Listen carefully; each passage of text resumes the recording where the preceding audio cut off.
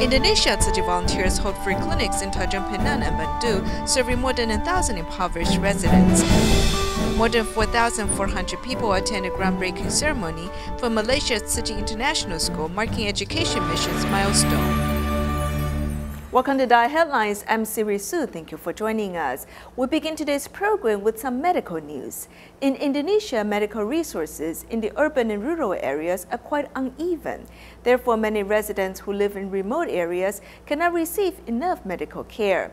To help these underprivileged residents, Tzu Chi volunteers in Indonesia recently held free clinics in Tanjung Pinang and Bandung, benefiting more than 1,000 impoverished residents. Let's take a look. The free clinic hasn't started yet, but the waiting area is already crowded with patients. Tzu Chi provides free medical services for the impoverished residents in Bandung. Local police officers also came to help out. In the past, we also held such events frequently. This time, we're honored to hold a free clinic with Tzu Chi.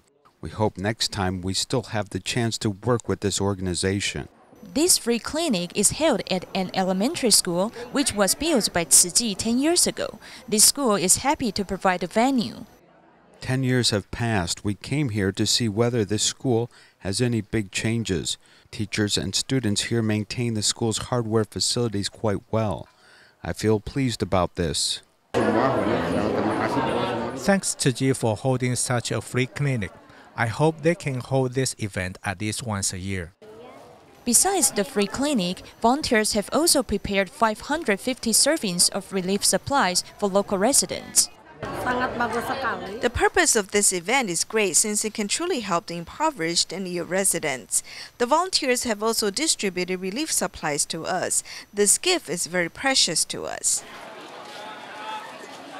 Meanwhile, here in Tanjung Pinang, volunteers collaborate with the Ministry of Health to hold a free clinic, where local residents can seek medical help at 4 different departments for free. Although our religious belief differs from that of Tzu Chi volunteers, we have the same goal, as we both care for the residents' health. In addition to the help of the volunteers from Batam, some medical students also joined the volunteers' ranks. I did feel a little tired when serving the patients all the time, but I've learned a lot from this experience. I found that being able to help others makes me very happy. These future doctors feel content when serving others. It is believed that they can also carry out their medical missions with this aspiration in the future. Thanks to Sri Lanka's public health services, residents do not need to pay to see a doctor, but the wait time to see the doctor can be long. Seeing this medical need in the country, Tzu Chi annually hosts free clinics in Sri Lanka. This year, Taiwanese TIMA members and Singapore TIMA members hosted a free clinic near Colombo for the first time. Let's take a look.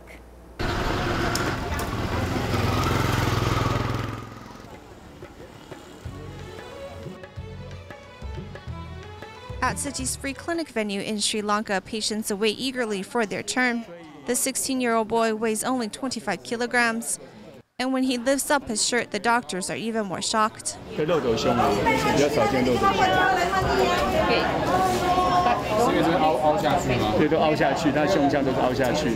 Asara's chest is sunken in as if a fist has punched him.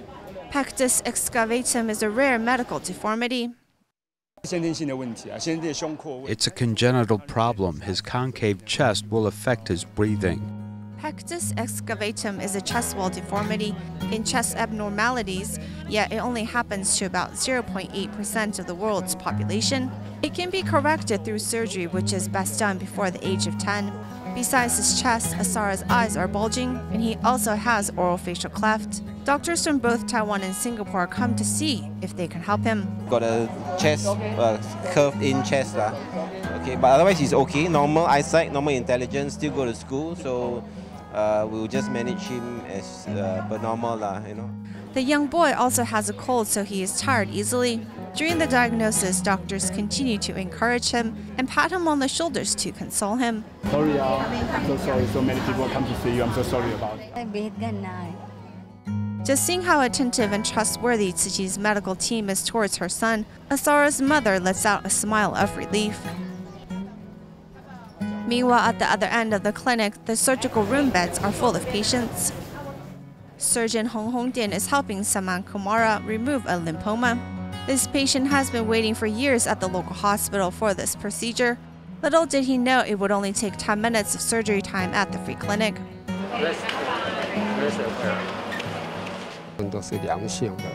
The lipomas isn't cancerous, so once it is removed, he's fine. If it's not removed, then it will continue to grow and be uncomfortable. I'm happy that it was so easily and quickly removed. After the surgery, Kumara has nothing but gratitude for the doctors and for the team. The smile on the patient's face is the best reward they can receive. At the end of August this year, Tima members from 4 different countries headed to Sri Lanka to host a free clinic. Tzu Chi not only cured the ailments of patients, but also inspired local residents' compassion. Tzu Chi volunteers hope the locals could get to know more about Tzu Chi in order to join the volunteers' ranks. Tzu Chi volunteers in Sri Lanka once again came to the site of the previous free clinic in early September to hold a tea ceremony. Let's take a look. Tima members from 4 different countries worked together to hold a free clinic at Gotatua Central College in Sri Lanka. 100 local volunteers also joined the efforts to help out. Dinithy, who teaches at the College of Nursing, also brings 30 students to help with translation. I know they are so happy about that, and I saw they have already posted some on Facebook and those stuff also. So that means they are so very happy and they are very enthusiastic. The kitchen is also very busy, where the chef has also invited 10 residents to be his helpers. We have to get up at 4 in the morning to prepare the food. Having the chance to reciprocate society, the people in this Buddhist country rushed to help the less fortunate.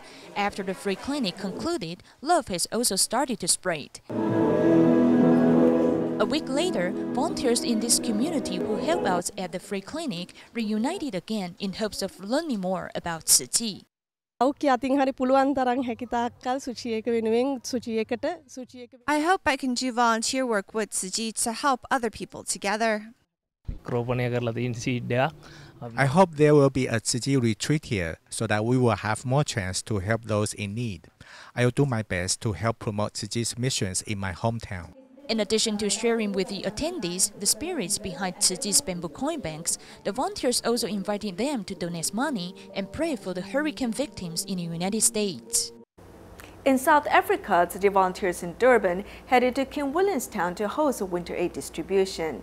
At the occasion, they not only distributed 900 bags of rice to a total of 793 families in 8 different communities, but they also used this opportunity to share the story of Tzu Chi with the participants. Let's join them there.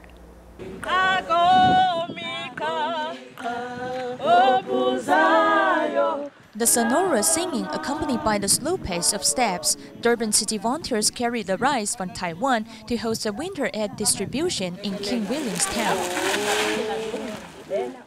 Placing the rice is a big problem for these volunteers since they have to complete the task of hosting aid distributions in different areas within 4 days.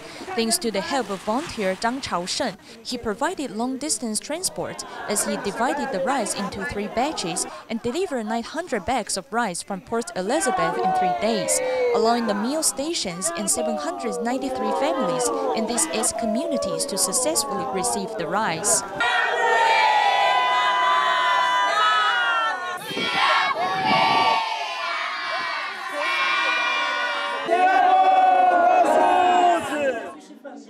The volunteers also seized this occasion to share the story of Tzu Chi, which is unexpectedly attended by more than 200 people. A local volunteer who is already 17 years old takes on the responsibility to introduce Tzu Chi. While these children are waiting for their meals, this 66-year-old volunteer invites everyone to chant the Buddha's name.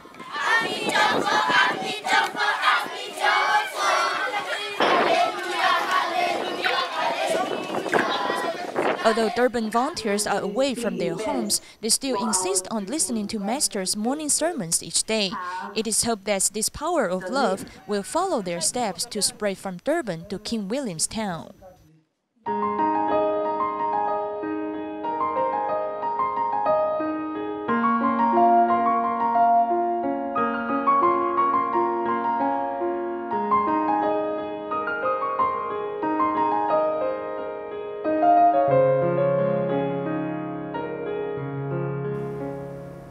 Some 200 Taiwanese companies are currently invested in Cambodia. The main investment projects include real estate, land development, textile and garments, and tourism. Most are small and medium-sized enterprises, with the majority choosing investments in textile and garments. Whether it's foreign companies or Taiwan-funded enterprises, the vast majority have chosen to settle in Phnom Penh. Here is our in-depth report. With 2 different factories, this company has a total of 150 production lines. This is Cambodia's first listed enterprise, the QMI Group from Taiwan. Other factories where I work had a very bad environment, but here it's very clean with good overhead lighting and ventilation.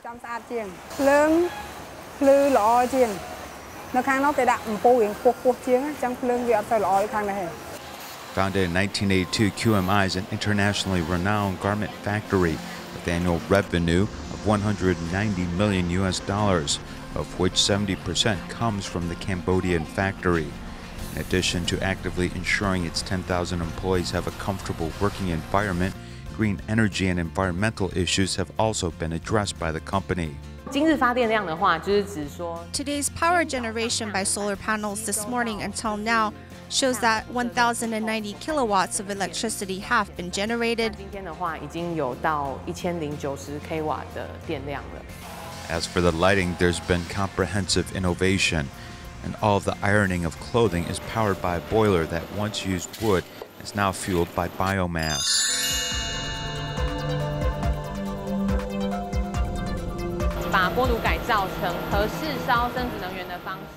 The boiler used to use wood but was converted to biomass, and the impact on the environment is relatively less, and it also promotes recycling. QMI for nearly 2 years has been actively promoting green energy facilities at a cost of $6.77 million. For this company, this is not a small financial expenditure, though this company believes it should take some financial responsibility. 我们整个管理团队也都有意识到，资源不是用不完的。 Our entire management team is also aware that there are limited resources. In the future, there may be no resources, as we are actively using Cambodia's natural resources. But if we are able to be less wasteful, as there should be some corporate social responsibility. 节省浪费，不要去破坏这些资源。我想。 这都是一个经营者必须要有的责任。In addition to multinational companies, local SMEs are also getting involved in corporate social responsibility. In Phnom Penh, a Taiwanese firm in the logistics industry, operated by Taiwanese businessman Xie Mingshun, has achieved a monthly turnover of hundreds of thousands of dollars each month and employs just 30 people. Are committed to corporate social responsibility. If they don't receive it by the 10th, then they give us a phone call on the 8th, and a large truck will come and take it.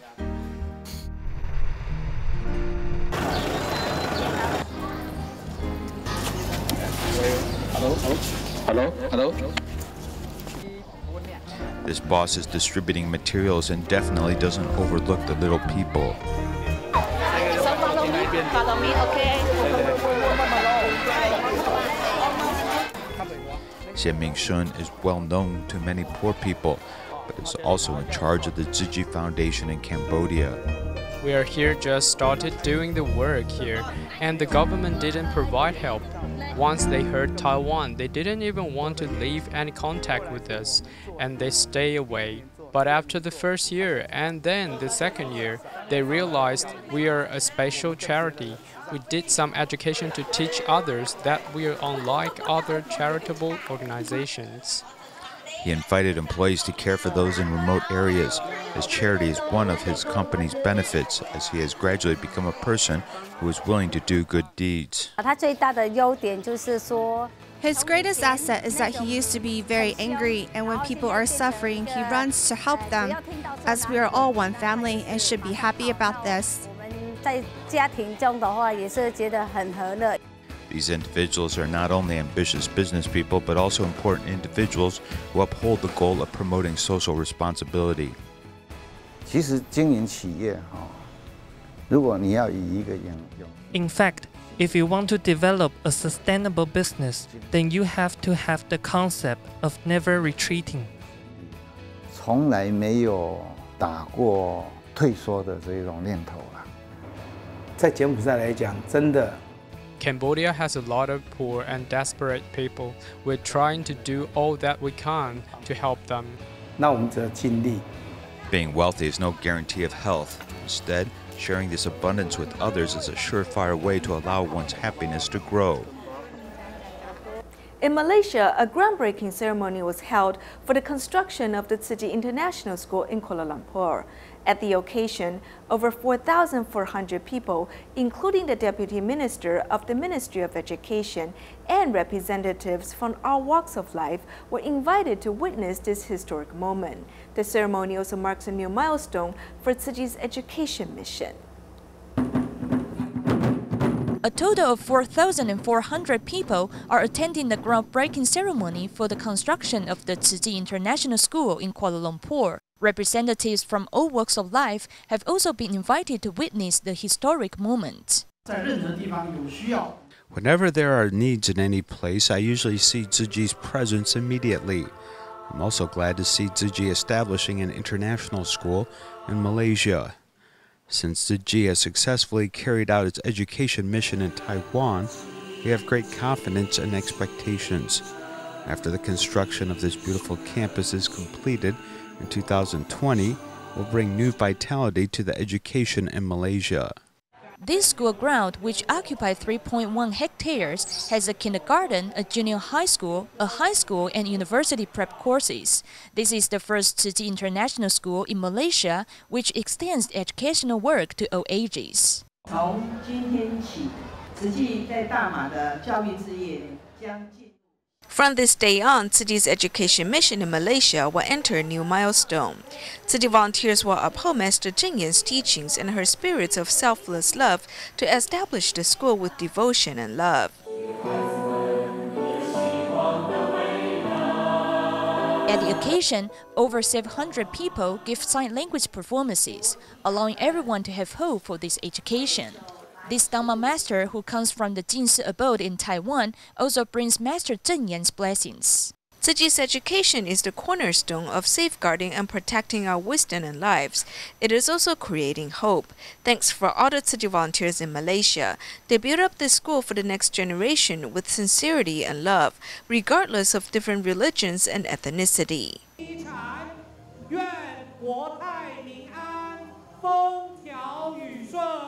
Each shovel represents blessings and expectations, as this international school is expected to serve as the bridge to extend Tzu Chi's education mission worldwide. Our international school must be internationally competitive. In the future, each student will obtain the best developments in their careers and their lives from this school. In addition, the most important thing is that Tzu Chi's humanitarianism will take root here. The construction of this school is expected to be completed by 2020. It is hoped that with everyone's support, Tzu Chi's education mission, which has 100 years of history, will launch here as soon as possible. In Malaysia, Tzu Chi Kuala Lumpur and Selangor chapter has held prayer ceremonies for the 7th lunar month. Over the course of 3 days, nearly 8,000 participants chanted the sutra and learned about correct religious beliefs. During the ceremonies, Tzu Chi volunteers also encourage people to use the money they buy joss paper with as donations for Hurricane Harvey victims.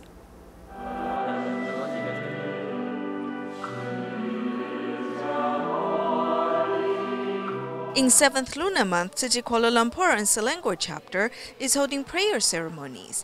15 Tzu Chi offices have been turned into cultivation grounds for sutra chanting. Over the course of 3 days, nearly 8,000 people joined the prayer ceremonies. The participants sincerely chant the sutra and learn about the correct religious beliefs. I told my wife we might stop burning joss paper for next year's tomb sweeping day. This is the biggest change for me.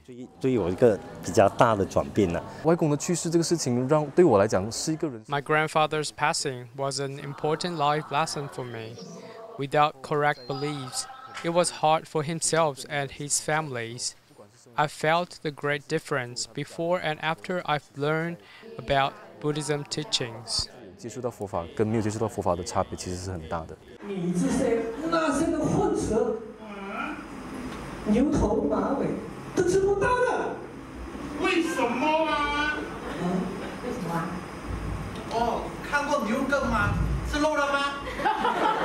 The prayer ceremonies also encourage the participants to pray with vegetarian offerings. In addition, vegetarian foods are offered. As people pray for disaster victims in Texas, many also donated money for jazz paper to help Hurricane Harvey victims. Being wise, one can get rid of superstitions. With the correct religious beliefs and practices, every month can be auspicious and joyful. 68-year-old Mr. Yang, who comes from Yunlin, Taiwan, is a Tzu Chi care recipient, and he lives with his 8th grade son in an old leaking house. However, because he suffers from a chronic disease, he is unable to repair his home. Thanks to Tzu Chi volunteers' assistance, his home has recently been repaired and a housewarming party was held. The volunteers have repaired this house, placed the spring carpet on the wall, and also prepared tangyuans to celebrate with Mr. Yang and his son. We're making tangyuans to wish Mr. Yang a great reunion. Mr. Yang takes us to a bedroom that is furnished. He said that the roof tiles would leak whenever it rained in the past, so he and his son had no place to sleep. We used buckets to hold water. Sometimes when it rained heavily, our home would flood. The water would flood the whole room. In mid-August, Tzu Chi volunteers and staff from Tzu Chi's construction department repaired his roof and kitchen. The kitchen was outdoors, so whenever it was windy or raining, they couldn't cook. Mr. Yang really wants to work, but it has been very difficult for him because he lives in a place so far away. The repair took them about half a month. The volunteers repaired their roof so it won't leak again. The old kitchen was torn down and rebuilt in a more covered area. The worn-out wooden doors were replaced with aluminum doors. Master Zheng Yan, I'm really grateful to you. I can't see her in person. I don't know how to express my gratitude.